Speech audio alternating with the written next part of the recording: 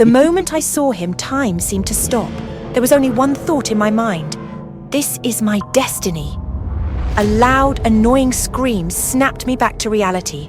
My destiny was being chased by the police. I had to help him escape. You crazy woman! Why did you suddenly run into the street and block our way? Do you even know we're on an important mission? I'm sorry, I didn't mean to. Good thing he managed to get away. Otherwise, I might have accidentally stomped on that officer's face a few more times. Since I was little, I've always had a special fascination with serial killers and shocking murder cases. I saw them as extraordinary people rather than just criminals. And the man I met this morning, he was the perfect Joker I had been searching for. Strong, reckless, but also deeply lonely. I hacked into the state police security system, and sure enough, I found my man. Jason, 25 years old, a record of drug dealing, assault, theft, a high-priority surveillance target. Just as I was about to dig deeper into his information, he appeared on the latest news broadcast. I just wanted to kill. If I could do it all over again, I'd still crush that stupid woman and turn her into spaghetti sauce under my car tires. I found him a little late, but that's okay. At least he'll be staying in one place for now. Wait for me, Jason. I'll be the one to save you. I believe this world is full of people who deserve to die, and someone like Jason is simply cleaning up the useless ones. I shared my thoughts on social media, along with details about Jason's tragic past, his abusive parents, his suffering, and to my surprise, many people supported me. Every day, I sent letters to Jason in prison, along with photos of my hands, carved with his name, Jason.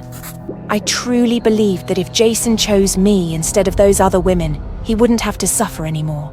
He wouldn't need to kill to ease his rage, because I would give him everything, even my soul. After more than a month of writing letters, I finally received a response from the prison warden. Jason wanted to see me. Standing in front of the prison visitation room, my heart pounded with excitement. I was about to meet my man. Jason sat there arrogantly behind the thick bulletproof glass, the tattoo of a clown's grin stretching across his face, mocking the world. I couldn't control my overwhelming joy. I instinctively dropped to my knees before him. Jason, it's me, Evelyn. Yeah, I know. You're pretty bold. Carving my name into your skin like that. Did it hurt? Do you like it? So if I say I like it, you won't feel the pain anymore? Then what if I say I want to get the hell out of this prison? Would you help me? Of course. I've already prepared everything. I'm just waiting to see if you have the guts to go through with it. You're interesting. Maybe we can take this further. Ever since Jason was arrested, I had been carefully planning his escape. There was no way I would let my man rot away and face the death penalty so easily. But for this plan to work, I needed his cooperation and his fearlessness.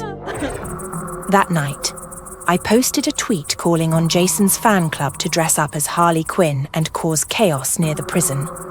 Meanwhile, I arranged for an ambulance to be on standby. During the commotion, we would slip inside and smuggle Jason out under the guise of a suicide emergency.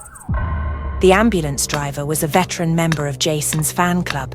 She was the one who provided me with a microblade, but I still had to double-check her ID. Harley Quinn real? That's right, let's go get our Joker. Everything went according to plan. We entered the prison without a hitch. Time to pick up our Joker. I saw him again. Even though I had expected him to be injured, seeing him unconscious on the stretcher still made my heart ache. Only one person can come in the ambulance. It's tight inside.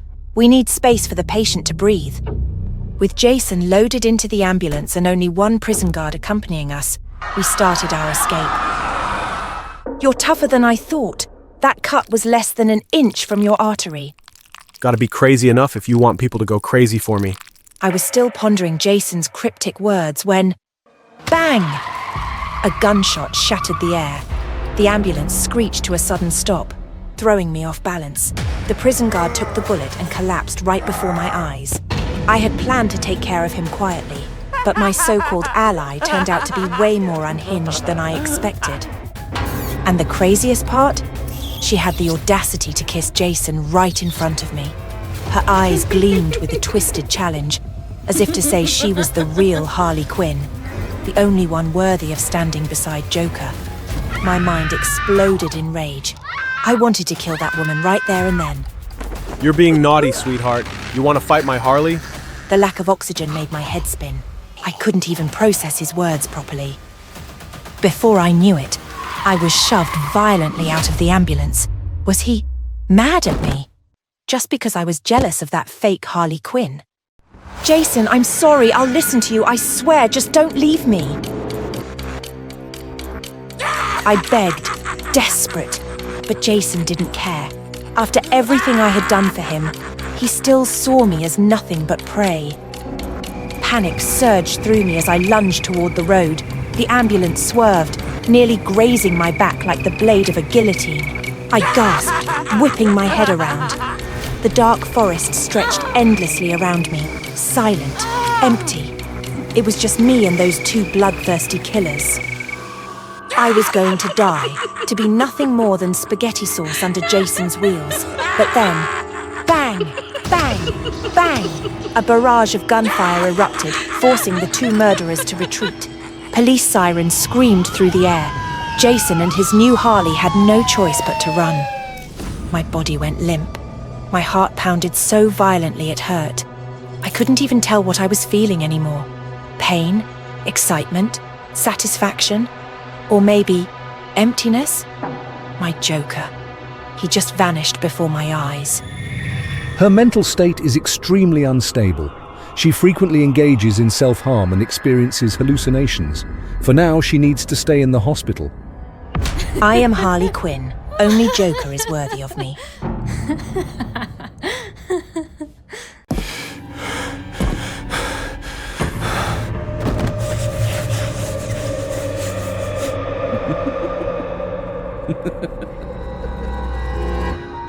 The free ticket landed in my hand unexpectedly. The great Magnus, the man whose name alone could send chills down anyone's spine, was in town. People clamored to witness his famous act, pulling their deepest fears from a seemingly ordinary top hat. I wasn't his target audience. Magic was nothing but clever tricks and theatrics.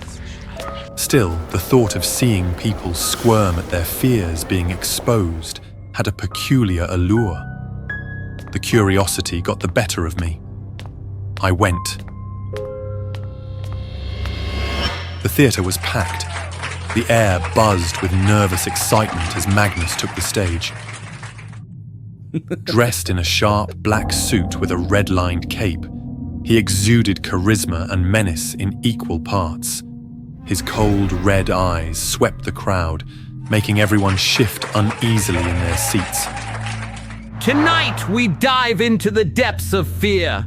But fear not, for it's all in good fun. The audience chuckled nervously. Then his eyes locked onto mine. You, sir. Magnus said, pointing at me. The spotlight followed. I froze. You've been chosen, he announced. Come, join me on stage. The audience erupted in applause. I hesitated, but eventually made my way up, heart pounding. Magnus extended a hand. Your name? Harry, I mumbled, shaking his hand. Let's uncover what lurks in the shadows of Harry's mind.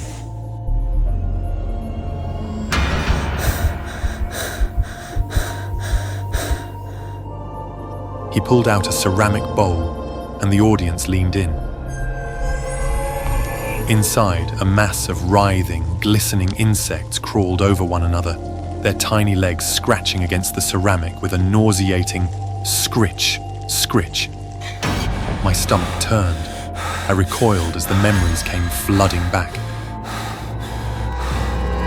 Back in school, the bullies, Draco and his gang, loved to make my life hell. One day, they pinned me to the ground and shoved my face into a bowl teeming with bugs. Ants, roaches, and beetles swarmed over my face, crawling into my nose. The sharp pinch of ants biting into my cheek sent stinging jolts through my nerves. A beetle's rough shell scraped against my lips. Then, the worst, something wriggled at the corner of my mouth. Before I could close it, a cockroach forced its way inside, its spindly legs thrashing against my tongue. I gagged, but my screams were smothered by the mass of crawling creatures. I had screamed, but they only laughed. When they finally let me go, my skin was covered in angry red welts. The itching persisted for weeks. The scars, they never faded. On stage, the bowl in Magnus's hand seemed to buzz with life. I backed away, my breathing quick and shallow. Fascinating. Magnus mused. But let's dig deeper. He reached into the hat again.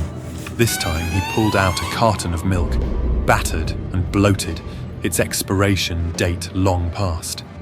A sour stench wafted through the air, curling in my nostrils like a toxic fog. My gag reflex kicked in instantly, my stomach twisting. The audience murmured, puzzled. To them, it was just spoiled milk. They might think that, what's so scary about expired milk? But to me, it was a portal to a darker memory. Draco's gang didn't stop at bugs. One time, during lunch, they ambushed me in the cafeteria, armed with cartons of milk, the expired kind, sour and putrid.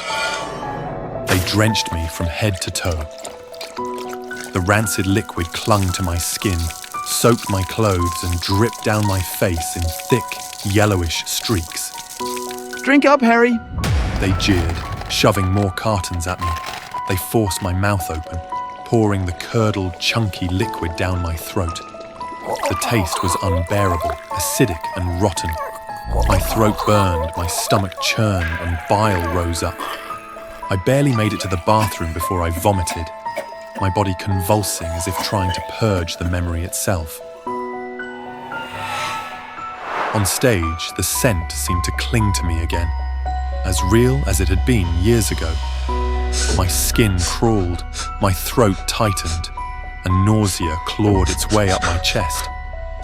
Magnus's voice cut through my spiraling dread. Everyone stay calm. He said with a wicked smile. The most interesting part is yet to come. For his final act, Magnus reached into the hat with an exaggerated flourish. His hand emerged holding a battered suitcase. The audience gasped in surprise, but I couldn't move. I recognized it immediately. The scuffs, the torn corner. It was that suitcase. Draco's ultimate prank was stuffing my best friend Ron into a suitcase. They thought it was hilarious, dumping him deep in the woods, telling him to find his way back. Ron never did. Now, standing on stage, I was frozen as violent thuds came from inside the suitcase. The sound echoed in my ears, dredging up every ounce of guilt I'd buried. Magnus slowly unclasped the suitcase, and the lid creaked open. From its depths, a pale, dirt-streaked hand shot out. Help me! A voice croaked, low and guttural. It was Ron. I stumbled back, but the hand reached further, grabbing my shirt. The audience gasped, but they thought it was all part of the act. You left me. Ron growled, pulling himself halfway out of the suitcase. His face was gaunt, eyes sunken, lips cracked. You could have stopped them, but you didn't. You let them do this to me. I tried, I stammered. Liar! He spat, his grip tightening. Ron's other hand emerged, grabbing the carton of spoiled milk from the table. He poured its rancid contents into the insect bowl, creating a foul, sloshing mess. You remember this, don't you? He hissed, his voice sharp and venomous. If you hadn't hidden behind them, if you just stood up for me, none of this would have happened. The smell overwhelmed me. The Squirming insects and putrid milk engulfed my face, suffocating me. I struggled, my screams muffled by the grotesque mixture. With one last pull, Ron yanked me into the suitcase. The lid slammed shut, trapping me in darkness.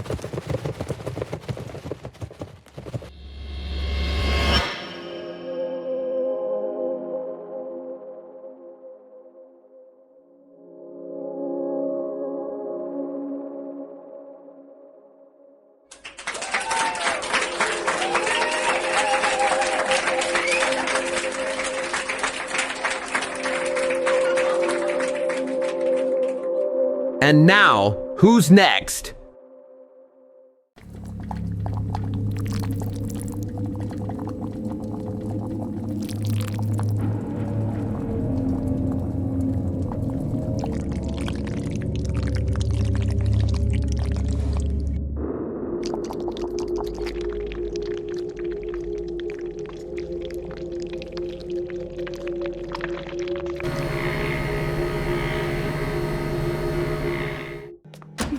Hi there. What beauty service would you like today?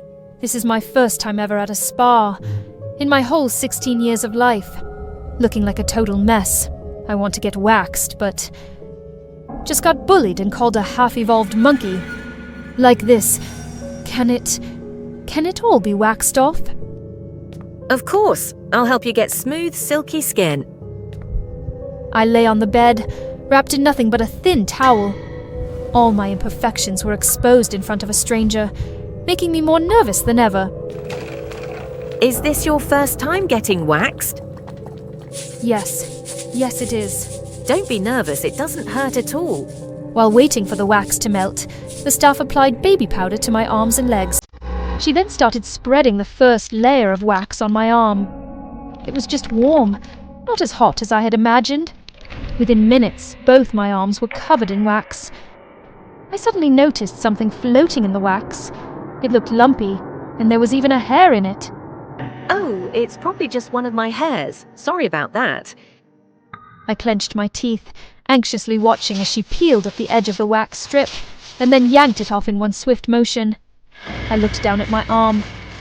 A large patch of hair was gone, leaving my skin red, but there was still a thin layer of fine hair. Don't worry, since it's your first time waxing, your pores haven't fully opened yet. I'll do one more round to get rid of all the fine hairs. It won't hurt this time. Another layer of wax was spread over my already swollen arm. I could only trust her and stay still on the massage bed. For the next hour, I just gritted my teeth, held back my tears, and listened to the sharp rip-rip sounds as she pulled off each wax strip. Finally, after all the pain, I had the smooth, silky skin I had wished for. I paid for the service and headed home. The sweet spa staff even gifted me a bag of wax so I could do it myself at home. Once I got home, I followed her advice. I avoided water, applied a layer of snake fat balm to soothe my skin, and went to bed. The next morning, a new school week began. I finally had the confidence to wear the strappy top I had bought long ago, but had left forgotten in the corner of my closet. I walked into school with a completely new look. Everyone looked at me differently, and the bullies must have been shocked. I reassured myself that my skin was just irritated, because I hadn't used sunscreen. I applied another layer of snake fat balm and went back to sleep. That night, I couldn't sleep peacefully. My whole body felt unbearably hot, and a tingling itch crawled over my arms and legs, forcing me awake. Those disgusting hairs. They were trying to grow back. I had to get rid of them. I grabbed a pair of tweezers and started plucking them out one by one. The hair was unnaturally long, curling into a tangled clump as I pulled it out, leaving my pores oozing with blood. I gasped in horror. Then suddenly, I remembered the bag of wax strips the spa employee had given me. I melted the wax, and what I saw inside the pot made my stomach churn. Floating in the wax were chunks of dead skin and strands of hair in all sorts of colors, clearly from different people. A chill ran down my spine, and goosebumps covered my arms. The spa. They actually reused old wax for customers. Did that mean the wax I used yesterday was this disgusting recycled mess? Could it carry diseases? And then, as if responding to my horror, the hairs on my body started to wriggle. One by one, they pushed themselves out of my pores. No, I couldn't go back to being a hairy, disgusting monkey. I scratched at my arms and legs frantically, but strangely, I felt no pain. It was as if my skin had lost all sensation. My body burned with fever, and exhaustion took over. When I woke up, I was in a hospital bed, my arms and legs wrapped in bandages. I looked like a mummy. No way. How could she have leprosy? I turned my head and saw the doctor holding something. It looked like a dried wax strip. This old wax contained bacteria from a leprosy patient. She's been infected. No, that's impossible. That spa is big, it's reputable. My limbs feel numb because you gave me anesthesia, right? Kate, don't be scared. Leprosy is treatable now. You just need to be patient. Restrain her. We will come up with the best treatment plan for you. Please cooperate. No, I'm not sick. Get the hell away from me.